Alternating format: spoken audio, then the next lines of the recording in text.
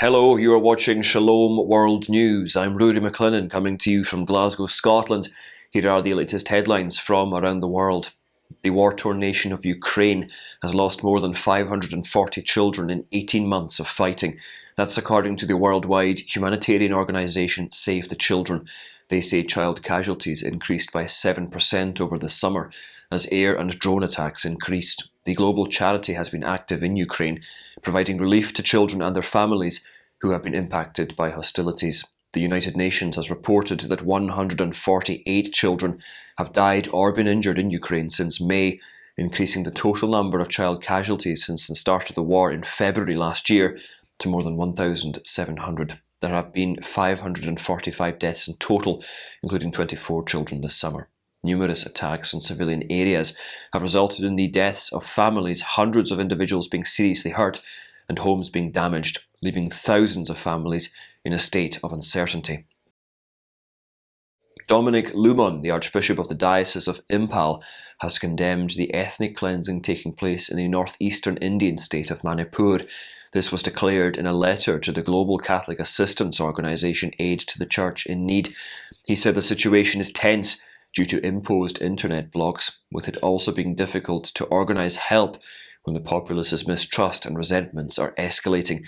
The Archbishop accused the local government of inaction. He said that since May, countless people have been displaced.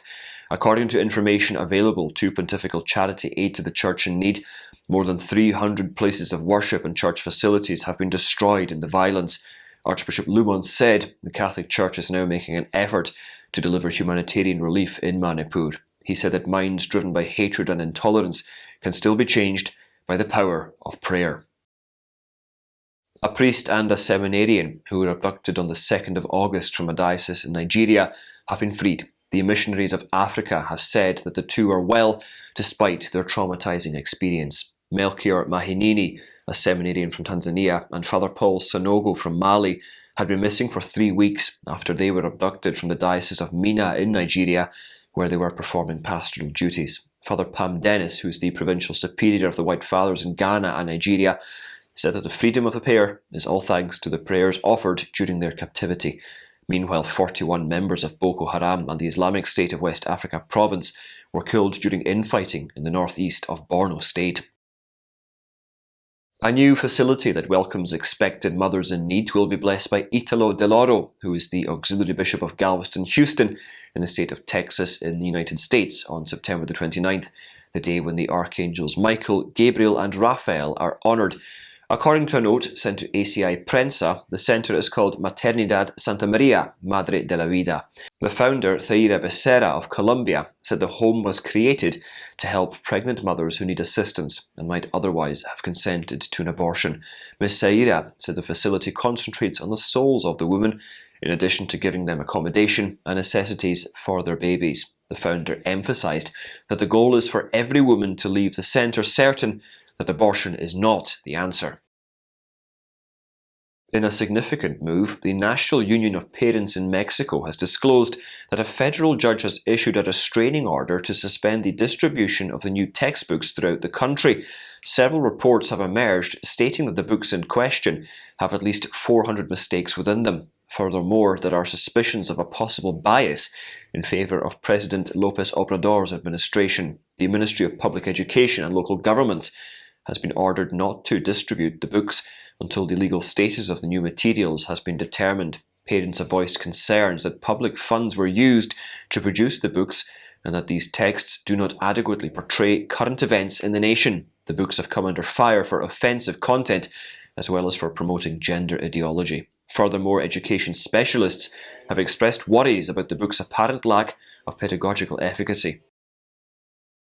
On Thursday, Canadian authorities began an inquiry into suspected human rights abuses by Walmart Canada and Hugo Boss Canada. The corporate ethics watchdog in the country will investigate whether the businesses employed Uyghur Muslim slave labour in China.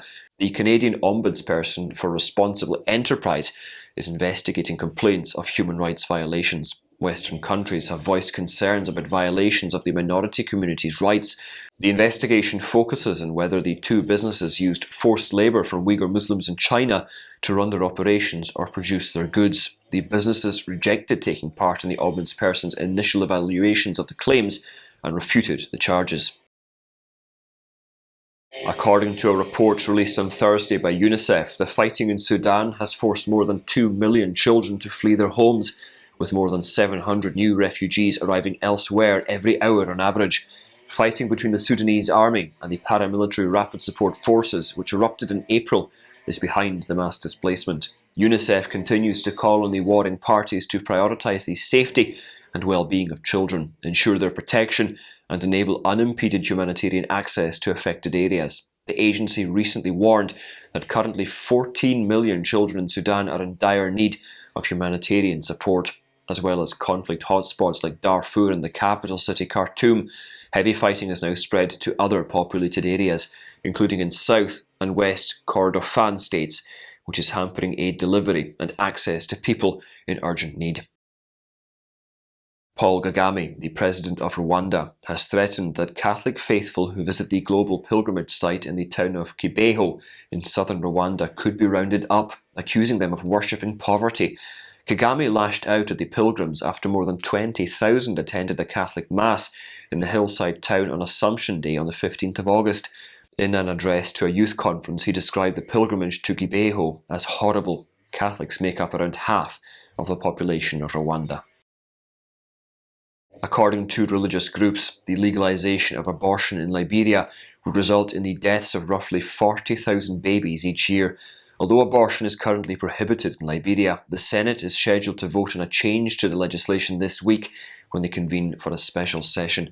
Bishop Kortu Brown, speaking on behalf of religious leaders, said they are calling on all Liberians to visit stopliberiaabortionbill.com and ask their senators to vote against the bill. He said a change from allowing abortion in exceptional circumstances to allowing abortion on demand would lead to the lives of thousands of innocent babies being lost in Liberia every single year. Speaking at the Food and Agricultural Organization headquarters for Latin America in Santiago, Chile, the president of the Pontifical Academy for Life highlighted the necessity to move beyond market logic to implement concrete actions against hunger as a fraternal human family. The event is part of Archbishop Vincenzo Paglia's trip to Chile and Argentina, focusing on social vulnerability issues from the 23rd of August to the 31st of the month. Archbishop Paglia focused on Latin America's situation, whose food waste covers only 6% of the global total. He recalled Pope Francis's words that discarding food means discarding people. He said the economic structure at the base of food production and distribution should not be regarded as the ultimate end, but as a means to serve people's lives and the building of a just society. The Pakistani Christian community in Europe organised a demonstration in front of the European Parliament in Brussels to voice support and express solidarity with Christian victims of the Jallianwala violence that took place in Pakistan. The demonstrators asked the European Union to evaluate Pakistan's adherence to its human rights duties and voiced their deep concern about the abuses of religious freedom and the repressive environment for free speech in the country. The fact-finding report of the non-governmental organisation Human Rights Focus Pakistan revealed that a total of 19 churches were completely gutted and 89 Christian houses burnt down in recent violence targeting the Christian community in the Faisalabad district of Pakistan. A United Nations expert expressed grave concern on Thursday over the human rights situation in the Central African Republic, calling for political dialogue and a new climate of trust.